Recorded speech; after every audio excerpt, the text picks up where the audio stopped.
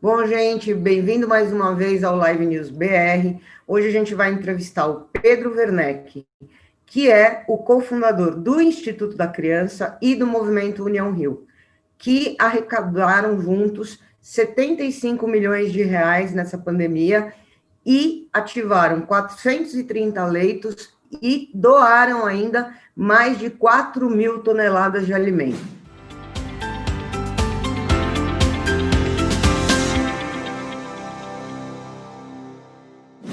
Voltando aqui agora com o próprio Pedro. Pedro, conta para a gente um pouquinho da tua história, do Instituto da Criança e desse movimento que você ajudou a fundar recentemente.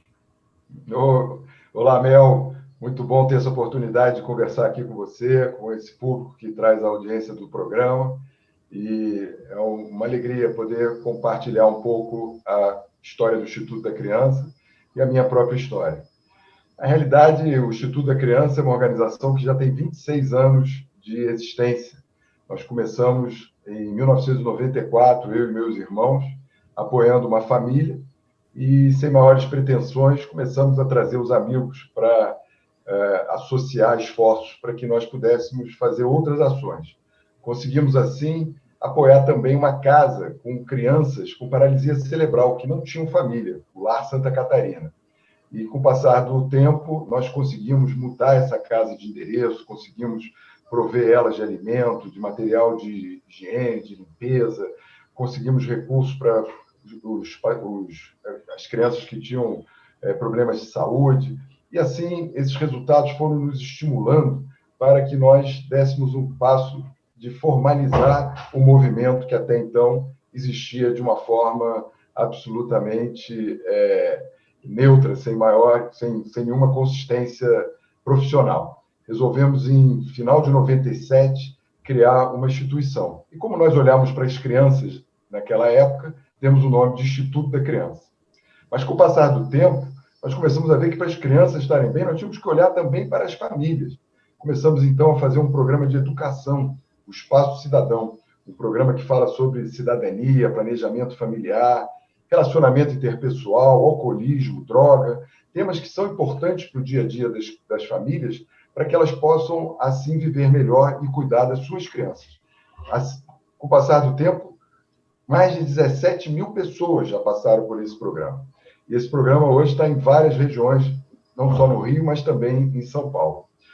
Mais adiante, em 2008, eu dei um passo muito importante, que foi me dedicar integralmente ao Instituto. Eu deixei o setor privado, eu era empresário, deixei de lado esse universo do setor privado para trabalhar integralmente no Instituto. E foi um passo muito significativo, porque, a partir de então, nós pudemos trazer para o Instituto amigos, parceiros, empresários, consultores, advogados, enfim, uma série de pessoas para contribuir com seus conhecimentos, aportando suas ideias e suas experiências para que a gente pudesse construir um modelo de organização social que deu ao Instituto da Criança o formato que ele tem hoje, o modelo de uma gestora de projetos sociais. Isso tudo foi sendo construído ano a ano. Nos primeiros anos, a gente começou a ver a importância dos empreendedores sociais, que são essas pessoas que, nos ambientes hostis, veem a necessidade de se fazer algo por uma determinada comunidade e, sem o medo de vencer o desafio das barreiras que irão encontrar, eles vão lá e começam uma ação social, seja uma creche, um abrigo, um centro comunitário, não importa a ação. Importa que eles começam a atender aquela comunidade e vão construindo, com a ajuda de todos, o modelo de negócio social. E o Instituto começou a reconhecer que esse empreendedor é uma figura muito valiosa da nossa sociedade, que são verdadeiras joias, que precisam ser protegidas, precisam ser cuidadas, porque eles têm uma coragem muito grande de fazer esse desafio de construir soluções onde existe muito pouco recurso. Falta a eles conhecimento técnico, conhecimento de relacionamentos, falta competências profissionais, faltam a eles recursos materiais, recursos financeiros. Então, nós começamos a entender que, através do Instituto, nós poderíamos aproximar as pessoas que detêm esse tipo de conhecimento e de recursos para que elas possam transferir esses ativos para os empreendimentos sociais. e, dessa forma, preservar a continuidade daquelas obras, dando força e resistência para que os empreendedores não desistam e prossigam a sua caminhada. Assim, o Instituto, em 2008, mudou o seu propósito. Nosso propósito passou a ser proteger os empreendedores sociais, fortalecê-los, potencializar, para que eles possam se manter permanentemente ativos. E foi assim até 2015, quando, em 2015, nós fizemos um livro contando a história dos 20 anos do Instituto. E, ao fazer a leitura do original desse livro, o autor me pediu que eu revisasse para avaliar os nomes, as datas, os endereços. E quando eu comecei a fazer esse trabalho, eu tive uma revelação. Eu entendi finalmente qual era o grande papel que o Instituto sempre teve e que eu acho que permanentemente terá, que é a sua capacidade de promover o exercício da solidariedade, fazer com que as pessoas coloquem em prática esse sentimento tão profundo, tão valioso que existe no coração de todos nós, junto com todos os outros sentimentos, como o amor, o ódio, a paixão, a raiva, a tristeza. A solidariedade está ali, estacionada junto dos demais, e frequentemente ela é ativada, ela é provocada quando a gente vê alguém precisando de alguma ajuda, de um apoio, sentimos ali aquela comoção, aquela compaixão de sentir a dor do outro e temos a vontade de ajudar o outro. Mas resistimos muitas vezes porque temos medo, temos dúvidas se aquele apoio, se aquele esforço vai ter efeito. Ou então temos medo também das responsabilidades que poderão trazer aquela ação. Medo de não ter mais recursos, medo de ficar depois sendo perturbado por aquela pessoa, ou medo de ajudar alguém que não precisava de verdade. Mas, no fundo, esses medos precisam ser vencidos, porque certamente, na grande maioria das vezes, você vai encontrar nas pessoas que você está ajudando uma necessidade genuína desse apoio. E toda vez que você percebe que você pode servir e ser útil a um outro ser humano, você vai perceber o quanto é valiosa a sua oferta. O poder servir e ser útil são privilégios que preenchem o nosso coração de alegria e nos fazem sentir uma grande satisfação por poder contribuir no desenvolvimento da vida de uma outra pessoa. E toda vez que a gente faz isso, a gente ganha uma energia a mais, a gente vai ganhando força para fazer outras ações para que seja cada vez mais frequente. E essa frequência vai trazendo um outro entendimento na nossa vida. A gente vai vendo que a nossa felicidade ela só se completa quando a felicidade daqueles que estão à nossa volta também acontece.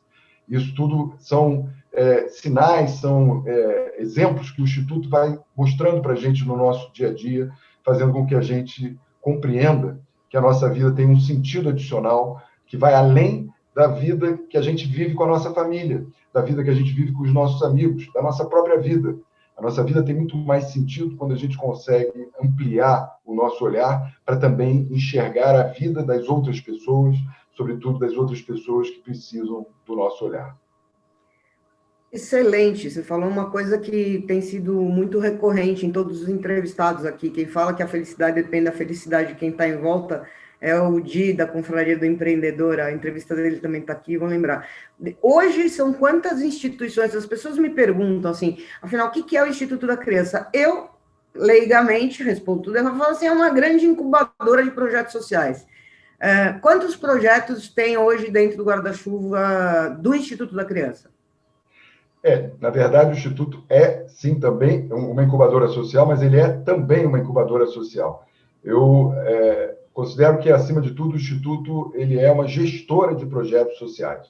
Isso porque nós temos projetos próprios, que o próprio Instituto desenvolve, tem cerca de 10 projetos.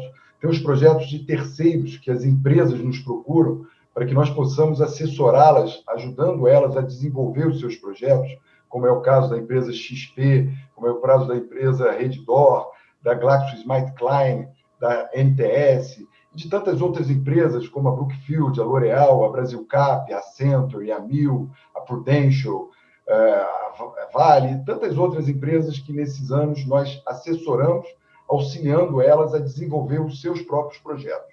E temos também os projetos que nós desenvolvemos com a parceria de alguém que é responsável por ele. São pessoas comuns que tentam desenvolver projetos sociais individualmente, mas encontram dificuldades, encontram barreiras. Então, elas associam esse seu propósito à plataforma do Instituto, para que dentro do Instituto da Criança nós possamos auxiliá-los a desenvolver dentro de um modelo de excelência que o Instituto foi construindo nesses anos, trazendo para a instituição os processos de gestão compatíveis com os processos de gestão de uma empresa do setor privado. Nós temos hoje gestão de conhecimento, temos engenharia de produção, temos CRM, temos conselhos consultivo, fiscal, temos auditoria, temos planejamento estratégico e uma série de outras boas práticas que diferenciam o Instituto, credenciando ele hoje a ser considerado uma das organizações mais qualificadas entre as organizações sociais até do mundo. Nós estamos qualificados pelo NGO Advisor, que é uma mídia sediada em Genebra, que faz o estudo de governança das organizações sociais pelo mundo afora. E o Instituto, desde 2014, está incluído no top 100 dessa organização.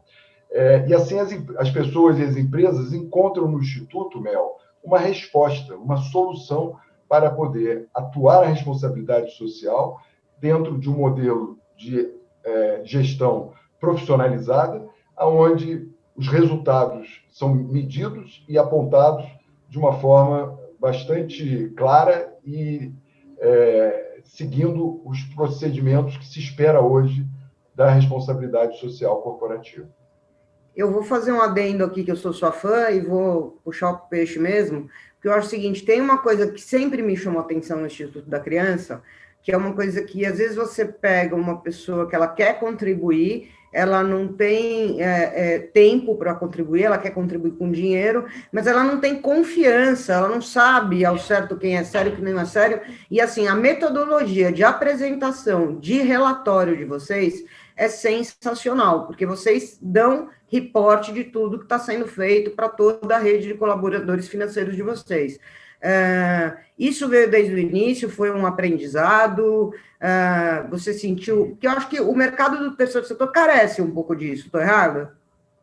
Não, com certeza, esse é um propósito que nós almejamos desde o início da nossa história. Isso por uma razão muito simples.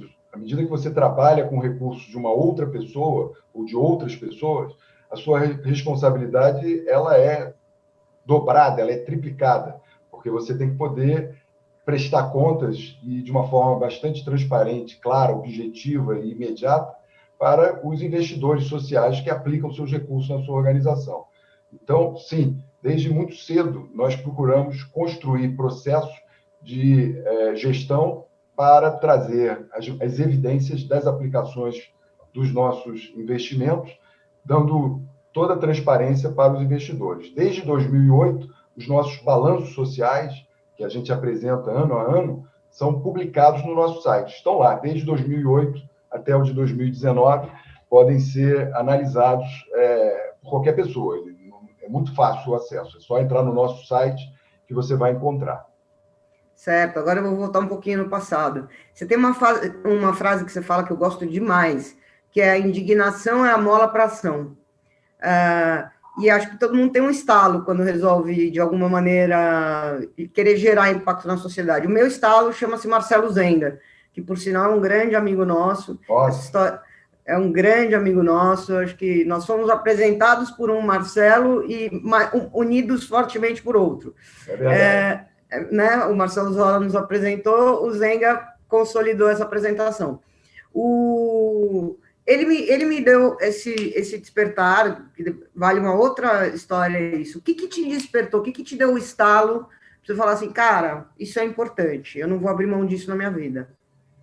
Olha, Mel, na verdade, eu remeto à minha infância, esse sentimento de compaixão. Eu, desde muito cedo, sempre senti um impulso muito grande em procurar reduzir as dificuldades daqueles que estavam à minha volta. Desde muito, muito cedo, muito pequeno, eu lembro de situações em que eu me senti atraído, motivado a fazer alguma coisa por alguma pessoa mais humilde, com alguma dificuldade, ou estivesse precisando de uma roupa, de um sapato, ou mesmo de uma atenção. Isso é algo que já está presente na minha vida desde muito cedo. E eu fui compreendendo, com o passar dos anos, a entender que todos nós temos um determinado momento em que, quando temos saúde, educação, família, condições de desenvolver a nossa vida de uma maneira digna, e temos momentos de reflexão, falamos assim: obrigado, Senhor, graças a Deus, obrigado por esse dia, obrigado por eu ter conquistado isso, por eu ter conseguido aquilo. Temos esse sentimento de gratidão. E essa gratidão, ela é muito importante que ela seja reconhecida. Mas eu aprendi que ela não pode ser apenas limitada à palavra obrigado. Nós precisamos ter também coerência com a nossa gratidão. É preciso, portanto, agir de uma forma efetiva, criando soluções para aqueles que estão no lado da vida, que não tiveram as mesmas oportunidades que tivemos. No fundo, eu acho que só existem dois grandes grupos dentro da nossa sociedade e se tratando dessa questão social. Existe, de um lado, as pessoas com saúde, educação, trabalho, família, morada, vestuário, que vivem de um lado da sociedade. Do outro lado, tem um outro grupo que é formado por aqueles que não têm essas mesmas condições, que vivem à margem da sociedade, tentando sobrepor um muro imaginário, que é o muro dos bloqueios, das barreiras que impedem que essas pessoas convivam com as pessoas que estão do lado de cá, que impedem que elas usufruam dos benefícios e das boas venturas que nós temos do lado de cá. E essas pessoas, talvez a gente nem sempre perceba, mas elas anseiam, desejam muito ter essa oportunidade. Elas queriam muito estar do lado de cá. E o caminho para chegar para o lado de cá, elas não têm como trilhar sozinhas. Falta a elas educação, falta a elas alimentação, falta a elas relacionamentos, falta a elas condições básicas para que elas possam dar esse passo. Ora, se nós que estamos do lado de cá não reconhecermos isso e não esticarmos as nossas mãos e criarmos pontes para essas pessoas, jamais elas conseguirão fazer essa ultrapassagem. Então, eu acredito que nessa vida nós temos que ter coerência com a nossa gratidão, e essa coerência ela passa pelo modo como nós agimos, dedicando um pouco do nosso tempo, um pouco do nosso olhar. Nós não precisamos parar a vida, nós não precisamos ser a freira Teresa de Calcutá, não precisamos fazer uma entrega integral do nosso tempo. Não, basta que a gente olhe minimamente 10% do nosso tempo. Temos 90% ainda para nos divertir, para ficar com a família, para trabalhar, para curtir a vida. Temos muito tempo, mas 10%. Só isso que eu proponho. Usa 10% do seu tempo para olhar para o próximo, para ouvir a história de um porteiro, de uma pessoa que trabalha na sua casa, às vezes de um familiar, às vezes de uma pessoa que trabalha na sua empresa, às vezes a história de um amigo, de um amigo seu. Com certeza, se você prestar atenção, histórias de pessoas que precisam de apoio vão surgir na sua vida.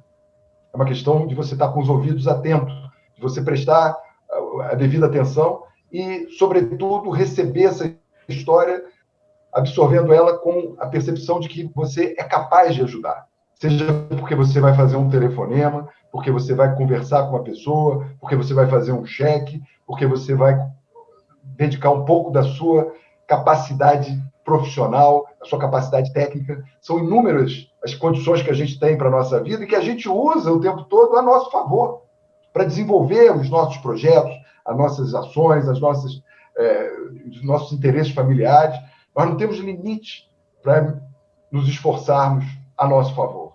Então, a minha proposta é: vamos dedicar um pouco desse esforço, um pouquinho, o mínimo que seja, para olhar um pouco para quem está do nosso lado, precisando de ajuda, e vamos ver o efeito que isso traz, vamos ver o resultado. Eu acredito muito que você vai reconhecer, a partir desse esforço, que valeu a pena, e esse nutriente que você vai receber por perceber que valeu a pena vai te alimentar para novas e novas e novas ações. E assim, esse é o caminho para a gente construir uma sociedade melhor, um caminho para a gente promover o desenvolvimento humano, contribuir com a preservação de vidas e, sobretudo, inspirar a solidariedade para que cada vez mais e mais pessoas possam agir dessa forma, mostrando o tamanho da sua gratidão em forma de ação. Ótimo. Agora eu queria saber o seguinte: o Instituto da Criança eu acompanho há muitos anos, tem um trabalho sensacional, acho que ajuda demais, tem vários projetos, inclusive o primeiro que você citou, desculpa, eu esqueci o nome. O Lar Santa Catarina. Lar Santa Catarina. O Lar Santa Estamos Catarina... até hoje com ele, construímos uma casa, o Instituto da Criança em 2009 conseguiu captar R$1 milhão, construiu uma sede própria para atender os internos da casa, que são hoje jovens, naquela altura crianças, adolescentes, que não têm família, que têm paralisia cerebral. Muitos deles estão acamados desde que nasceram, com 30 e 35 anos de idade, vivendo até hoje na cama. E necessitam de alimento, de remédio, de banho, de todos os cuidados e todo o carinho que a instituição oferece. Eu falei deles porque me marcou demais. Uma das vezes que eu fui para o Rio de Janeiro para conhecer os seus projetos, eu fui com meu filho, e eu visitei o Lar Santa Catarina. É verdade. Então, eu conheço bem esse projeto, e, inclusive, foi foi uma visita que sensibilizou muito meu filho. Eu tenho muita gratidão, porque ele começou a ver a vida de outro jeito, ele começou a ver o quão privilegiado ele era e o quanto a gente tinha um compromisso de ajudar as pessoas, quem pode, devolver para a sociedade, etc. e tal. Agora, eu queria te perguntar uma coisa: teu trabalho absolutamente ilibado nesses últimos anos. Como que surge recentemente o Movimento União Rio? Como é que ele aconteceu e o que ele realizou até hoje? O Movimento União Rio, como o nome diz, é um movimento que surgiu no início da pandemia, quando um grupo de amigos começou a unir forças através do WhatsApp.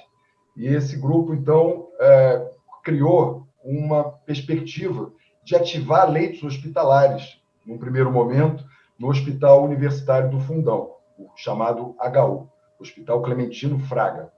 Esse hospital ele é enorme e tem vários espaços dele que estavam desativados, estragados, deteriorados. E para ativar leitos, precisava fazer obras prediais, reformas. Além disso, precisava comprar equipamentos. E depois de feito essas duas etapas, ainda ia precisar de recursos para fazer o aporte em salários para técnicos profissionais poderem atuar durante a pandemia. Nós fizemos uma estimativa naquele primeiro momento e concluímos que seria necessário R$110 mil por cada leito. E o espaço que nós imaginamos caberiam 50 leitos. Portanto, R$5.500.000. Lançamos isso num domingo, dia 23 ou 24, estou bem certo o dia, através de um flyer. Encaminhamos isso nos grupos de WhatsApp e a arrecadação começou a acontecer nos dias seguintes. Esses recursos entraram na conta do Instituto da Criança, que ficou responsável pela gestão operacional, fazendo todo o acompanhamento dos recursos e a aplicação destes, buscando a contratação da empresa que iria fazer a obra, buscando a licitação das empresas que iriam fornecer os equipamentos, contratando os profissionais, fazendo a doação para o hospital. A figura jurídica passou a ser o Instituto da Criança em relação ao hospital. Ocorre que 3 dias depois, Mel, nós tivemos a grata surpresa de descobrir que nós já tínhamos captado mais de R$5 milhões em apenas 3 dias. Os doadores, muito sensibilizados, começaram a fazer contribuições ininterruptamente, valores altos, valores de empresa, grandes empresas começaram a contribuir, pessoas físicas. Foram dezenas de pessoas e dezenas de empresas. E logo a gente viu que dava para fazer mais. Resolvemos, então, fazer 60 leitos. E começamos, na semana seguinte, já a contratar a empresa e dar início às obras, e começamos a procurar os equipamentos. Nessa altura, descobrimos que o hospital tinha equipamentos que estavam quebrados. Aqueles ventiladores, esses respiradores tão importantes durante esse processo. O hospital tinha 30, 40 ventiladores quebrados. Então, ao invés de nós comprarmos equipamentos, nós começamos a consertar esses equipamentos. Olha que coisa. Uma pena está quebrado, uma pena está parado. Poderia já ter sido consertado antes. Mas a vantagem disso é que começou a sobrar recursos. Começamos a ter mais dinheiro do que estimamos inicialmente. Logo em seguida, 3 semanas depois, uma empresa entrou com uma verba de R$2,5 milhões, a Bradesco Saúde. E com essa verba, nós vimos que dava para ativar mais 110 leitos de enfermaria, importantes também nesse processo. Começamos, então, uma nova obra, uma segunda etapa dessa obra. Paralelo a isso tudo, nós começamos a comprar também EPIs, os equipamentos de proteção integral. Para fazer essa compra, o União Rio contou com a cogestão do Instituto Desiderata, que ficou responsável pela identificação dos produtos, onde nós poderíamos comprar, e para fazer a relação com os hospitais. Começamos a ter relacionamento com 29 hospitais e a força pública, polícia e bombeiros. Começamos a comprar ininterruptamente EPIs, máscaras, óculos, aventais, todos os itens possíveis para viabilizar o atendimento do profissional que estava na frente, na linha de frente, esses verdadeiros heróis, pessoas muito importantes que, destemidas, enfrentaram a pandemia frente a frente com os pacientes. Algumas semanas depois, nós fomos procurados pelo Instituto DOR, que trouxe a ideia de que o União Rio contribuísse também com um projeto do Parque dos Atletas, um hospital de campanha, lá na Zona Oeste, aqui na Barra da Tijuca, no Rio de Janeiro. E nós, naquela altura, já tínhamos quase 5 milhões de reais excedentes. Resolvemos, então, criar um desafio. Visto que a gente já tinha conseguido tantos recursos, pensamos, vamos propor que a gente dobre esse valor, vamos fazer 10 milhões de reais para o projeto Hospital de Campanha. E, assim, lançamos esse desafio, todos os nossos amigos buscando com as empresas, buscando com doadores, mais recursos, e captamos os outros 5 milhões, chegando a 10 milhões. Além disso, conseguimos mais 5 milhões com a Stone, a empresa Stone, e mais 5 milhões com a empresa Qualicorp. Portanto, através do União Rio, o Instituto da Criança recebeu 20 milhões que nós investimos integralmente no Instituto DOR para ativar mais 200 leitos lá no Hospital de Campanha Parque dos Atletas, 100 leitos de UTI, 100 leitos de enfermaria, que alcançou no período da pandemia mais de 600 pacientes de UTI. Muito importante na preservação da vida dessas pessoas. Os EPIs, nós alcançamos 1 milhão e 100 mil EPIs. Concluímos os 60 leitos de UTI no hospital universitário e mais os 110 de enfermaria. Nessa altura, eu disse a você que conseguimos economizar recursos. E essa economia nos permitiu fazer algo que vai muito ao contrário do que nós estamos acostumados a ver no setor público, que é o fato de terminar o dinheiro e a obra não ter terminado ainda. Com o nosso caso, nós conseguimos ao contrário. Terminou, nós tínhamos dinheiro e já tínhamos terminado as obras previstas. Alcançamos as metas e ainda tínhamos recursos. Recursos esses, nós vimos a necessidade de ativação de 62 consultórios médicos que estavam fechados no HU, totalmente deteriorados. Além desses, outros 66 funcionando em estado precário, com vazamentos, com infiltrações, paredes em ruínas, um horror. Nós conseguimos, então, com essa sobra de caixa, o equivalente a 1,5 milhão de reais, fazer a obra em mais 128 consultórios que estão sendo ativados. Então, isso tudo demonstra que, com responsabilidade, com comprometimento, o improvável se torna possível.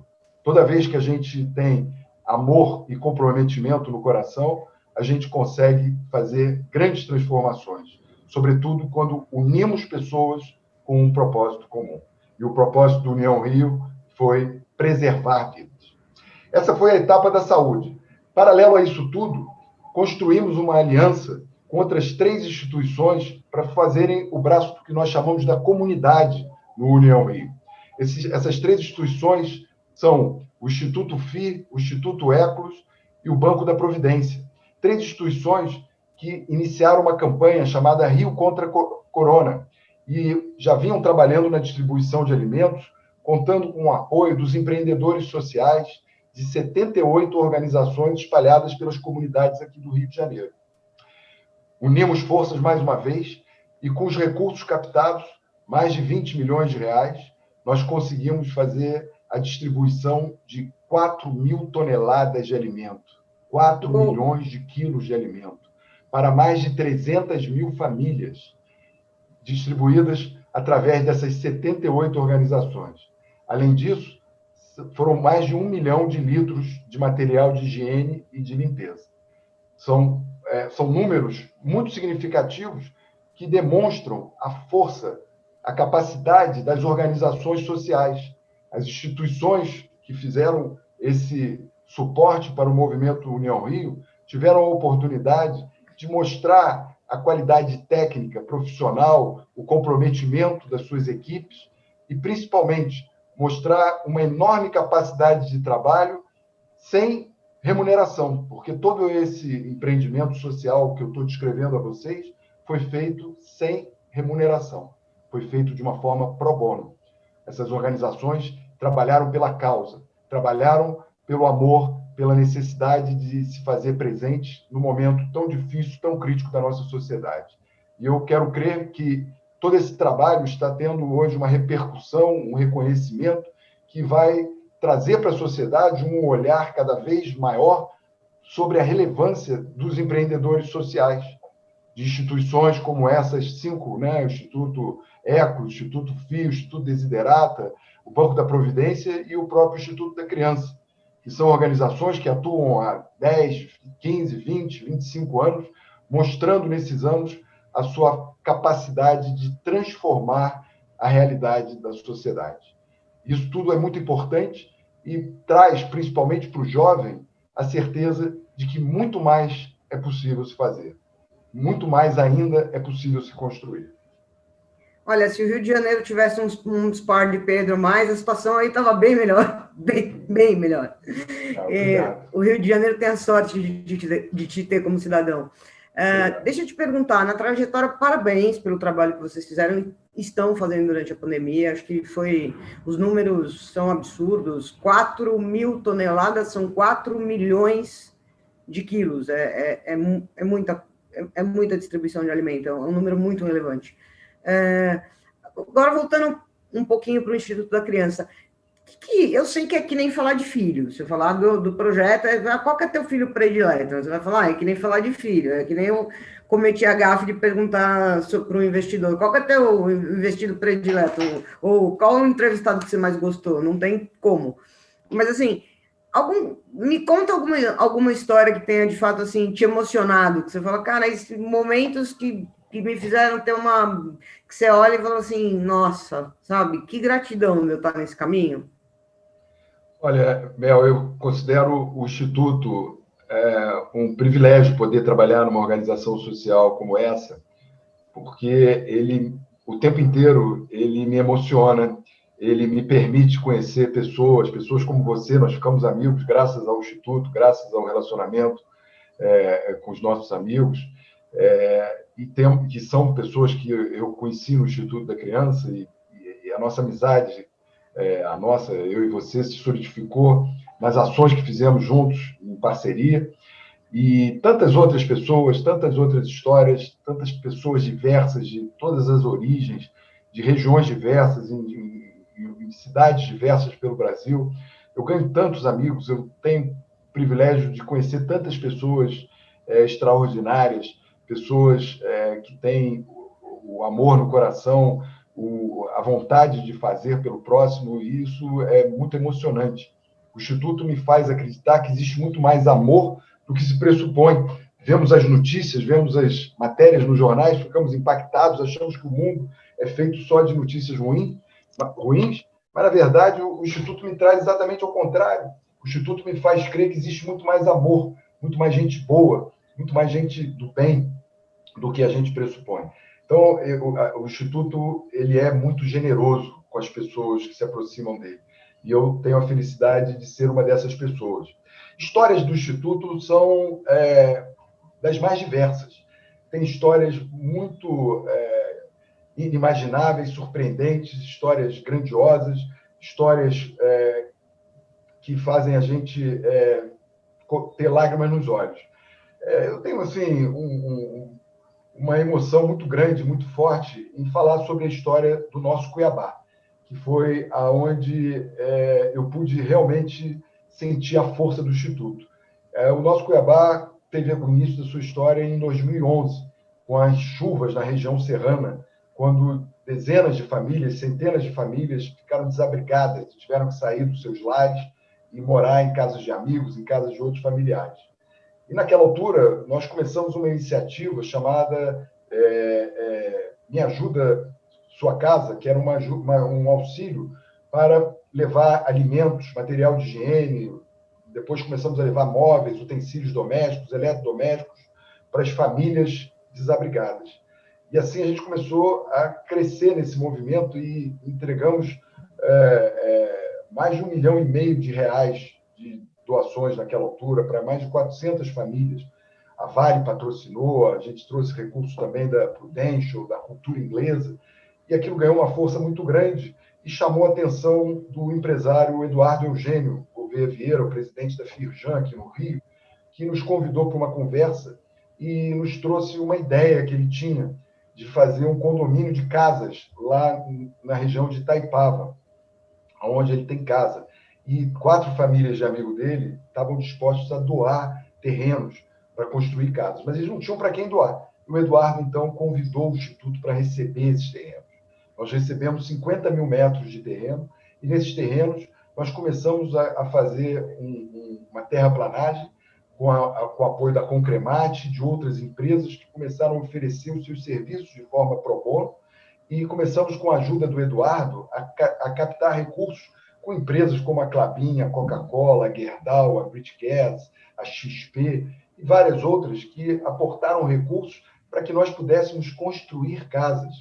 Eu vou ver se eu mostro umas imagens aqui, depois vou pedir para o João botar umas imagens aqui para vocês verem. Casas com 3 quartos, casas edificadas através de uma empresa que nós contratamos, e durante quase 2 anos foi feito esse trabalho. Quando essas casas ficaram prontas, nós selecionamos, com a ajuda do INEA, as famílias que verdadeiramente perderam suas casas. Entregamos a elas uma cerimônia muito emocionante, onde as famílias ganharam a propriedade das casas e voltaram, resgataram a ter a sua dignidade de ter um lar. Foi um momento muito marcante entregar essas chaves, assinar esses documentos. É um dia que eu não vou esquecer nunca na minha vida. Depois, feito isso, nós tínhamos terreno ainda, mas já tinham passado 2 anos e meio da tragédia e, como diz um amigo meu, o Lucas, depois que a lágrima esfria, as pessoas não botam mais a mão no bolso. Nós não conseguimos mais recursos. Foi então que nós descobrimos que o governo de estado tinha recebido da iniciativa privada casas pré-moldadas, que eles não tinham aonde botar. Conversamos, então, começamos a tratar com algumas autoridades e, depois de alguma dificuldade, vencemos as etapas e fizemos uma parceria com o poder público, algo tão inédito, tão difícil de dar certo, mas, felizmente, foi possível, porque havia seriedade. Houve um comprometimento do poder público com o Instituto da Criança e, mais, as casas que o poder público ofereceu eram casas pré-moldadas que eles tinham recebido da iniciativa privada. Olha que interessante. Fizemos, então, uma conjunção do primeiro, segundo e terceiro setor, numa ação conjunta que resultou na edificação de mais 50 casas pré-moldadas, casas de 2 quartos, que, somadas às outras 24, atendeu a mais 50 famílias, criando uma comunidade com 300 pessoas morando. São 74 famílias vivendo dignamente. O Instituto da Criança não perdeu o seu olhar para esse local, manteve-se presente nesses anos, orientando, assessorando para que essas famílias pudessem cuidar, preservar, para que nós pudéssemos garantir aos investidores que esse investimento realizado em 2011, 2012, 2013 valeu a pena, que essas casas não se mutilaram, não se deterioraram, ao contrário, hoje a gente fez reflorestamento, já plantamos mais de 1.000 mudas de árvores por lá, já fizemos várias intervenções, criamos um grupo de condomínio, o grupo dos moradores são amigos, eles se relacionam bem, tem um clima cordial, é um lugar que deu certo. Então, mais uma vez, o improvável se tornou possível, porque houve amor e comprometimento a favor do desenvolvimento social. Maravilha, é o que você faz de melhor. E voltando um pouquinho novamente no passado, família, tua filha é linda, ela está seguindo o teu caminho, tá seguindo Minhas filhas, né? dela. Eu tenho um timezinho aqui de 4 meninas, né? É verdade, que como eu só conheço uma, Duas, duas gerações, eu tô filhas mais velhas e condicionada. filhas menores. São 4 Quantos, meninas. quantos anos elas têm? A mais velha já tem 34, a mais nova tem 9. Poxa, corajoso você ter filho aos 9 anos de idade, né? Eu digo que foi um presente, uma bênção muito grande. Foi uma renovação extraordinária na minha vida ter uma filha depois dos 44, 45 anos e poder hoje conviver com ela é uma fonte de energia permanente. É O maravilhoso. Bobo, Aprendo muito com Bobo, elas, convivo muito com elas. Com a pandemia, tenho trabalhado só em casa e elas estão por aqui o tempo inteiro, então a gente tem um convívio intenso, a gente faz ginástica junto, a gente conversa, a gente almoça e janta juntos, a gente estuda juntos, elas acompanham aqui as realizações do Instituto da Criança, as ações do União Rio, vibram conosco e tem toda uma rotina muito ativa lado a lado comigo, com a minha mulher, com a Marcela, é um privilégio. eu estava brincando com você, que eu te chamei de bobo. Eu fiz uma brincadeira que você é corajoso de ter tido o primeiro filho com 9 anos de idade. Eu não fui tão rápida para fazer a conta da Um pouco outra que mais. tinha nascido com Não era muito 40. mais, não, mas era um pouco mais do que nós. Tá inteiro, né? Tá inteiraço. Obrigado. É, e a tua família te apoia, você tem o apoio integral. Eu sei que o teu irmão te apoia bastante, né? Ele Sim, teve meu um irmão papel Carlos importante. é cofundador do Instituto desde o início comigo. Meus outros 2 irmãos também participaram da fundação, o Zeca e a Maria Luísa. Mas o Carlos sempre esteve muito presente, ele é muito participativo até hoje.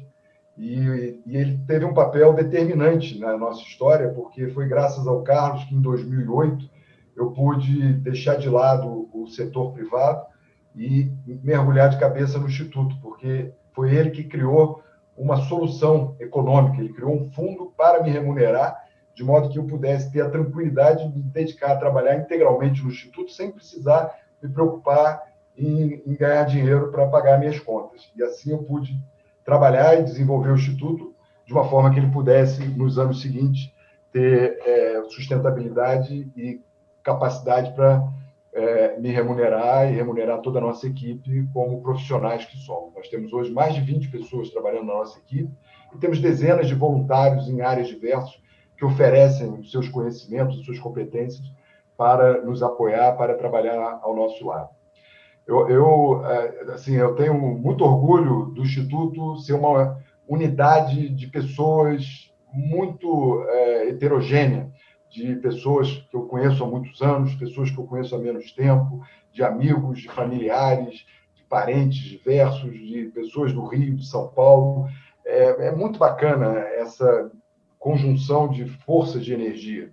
E é uma comprovação muito grande de que quando a gente une as pessoas por um propósito comum, nós somos capazes de realizar ações improváveis. E isso é muito prazeroso, me traz muito gosto de ver. Olha, queria agradecer pelo seu tempo, pelo seu carinho, agradecer por você ser esse ser humano que você é. Eu acho que é um privilégio ter pessoas como você no mundo. E agora eu queria te deixar livre para dar a mensagem que você quiser, falar mais sobre alguma coisa específica que você queira contar, enfim, como é que as pessoas... Aliás, vamos dar o passo a passo aqui, pessoal, quem chegou até agora, se inscreve no canal, no sininho, mas assim, um passo a passo de quem quiser ajudar o Instituto da Criança e já viu que é sério, e como é que essa pessoa faz, agora vende teu peixe que a bola está no teu pé. Obrigado, Mel. Eu que agradeço muito o seu carinho, essa forma acolhedora como você conduz as suas entrevistas, e parabéns pela sua iniciativa. É muito importante a gente mostrar ações positivas, e eu tenho visto nas suas entrevistas essa sua visão, esse seu cuidado, e isso é muito relevante, e eu desejo que você continue nessa caminhada, trazendo cada vez mais pessoas com histórias estimulantes, inspiradoras para que nós possamos nos sentir cada vez mais motivados a vencer esses desafios do dia a dia, especialmente nesse tempo tão complexo da pandemia, onde todos nós estamos tendo que nos reinventar, estamos tendo que nos redescobrir, reconstruir e superar mesmo, né, esses momentos que muitas vezes nos entristecem, com as histórias de pessoas doentes, das pessoas que perdem suas vidas, das pessoas necessitadas, as famílias vulneráveis, as pessoas desempregadas. São tantas as situações que afligem e entristecem o nosso coração. Mas nós temos que ter força e agir. E agir em conjunto é o caminho para que a gente possa agir com mais eficiência e com mais amplitude. Eu acho que, entre as tantas coisas que eu já disse que eu aprendo no Instituto, uma delas que me chama a atenção é que muitas vezes a gente termina os dias e fala assim: hoje foi mais um dia que eu vivi, hoje foi mais um dia que eu fiz isso ou fiz aquilo. E, na verdade, se nós olharmos friamente, eu acredito que não seja exatamente mais um dia que a gente viveu. Se a gente olhar a vida no sentido inverso, nós, a cada dia que vivemos, temos menos um dia de vida. Então, se a gente entender que essa diminuição frenética, inevitável, que foge completamente do nosso controle, né, é inescapável, nós não temos como segurar o dia, não temos como segurar as horas, os minutos, os segundos, eles fogem pelas nossas mãos impiedosamente, nós não temos como interromper esse processo. A vida é avassaladora, essa velocidade que ela nos engole, que ela nos absorve, ela é gigantesca. Então, nós não podemos perder tempo. Nós temos que ter sabedoria para estar atentos a cada segundo precioso que a vida nos dá. A cada dia, a cada hora, a cada momento, a cada semana, a cada mês. Todos esses momentos, eles têm um valor extraordinário. Não podemos, portanto, perder nenhum tempo gastando a nossa energia com aquilo que não nos interessa, gastando a nossa energia com assuntos que não nos dizem respeito, gastando nossa energia com fofocas, com assuntos que não são relevantes, assuntos que não nos vão levar a lugar nenhum. Não podemos perder tempo lamentando, não podemos perder tempo olhando para trás e suspirando pelo que não fizemos. Nós temos a oportunidade, a cada dia, de construir uma nova história, a cada dia de construir uma nova etapa da sua vida. Eu, todos os dias, gosto de celebrar o dia. Eu não espero o meu aniversário para celebrar o dia. Eu celebro todo dia a minha vida, porque eu acho que todo dia é um grande presente. É um privilégio a gente acordar e ter a chance de viver aquele dia. Cabe, então, que nós façamos de cada dia o melhor possível, não gastando a nossa energia com nada aquilo que não seja realmente importante. Eu tenho pensado muito nisso, eu tenho procurado viver muito isso, e eu divido aqui com vocês hoje essa minha visão. Isso não é uma visão, isso é um tremendo de um ensinamento. Eu acho que se as pessoas pararem para prestar atenção e valorizarem as palavras que você colocou, não só agora, mas no decorrer da entrevista como um todo, é uma entrevista que ela vem cheia de lição de vida junto. Obrigada mais uma vez pelo seu tempo. Quem ficou com a gente até aqui, comenta o vídeo, segue o canal. Felicidade e dá mérito para quem tem propósito, que é essa a minha missão. Muito obrigado a vocês todos e todos vocês são convidados a conhecer o Instituto, a participar. O Instituto ele não é do Pedro, ele não é de um dono, ele não tem uma pessoa só, ele nem tem duas ou três, ele é de todos nós que temos em comum o propósito de exercitar a solidariedade, de promover a vida humana, a vida digna, para que as pessoas possam ter uma vida melhor. Todos são bem-vindos. Muito obrigada. Beijo, Mel. Beijo.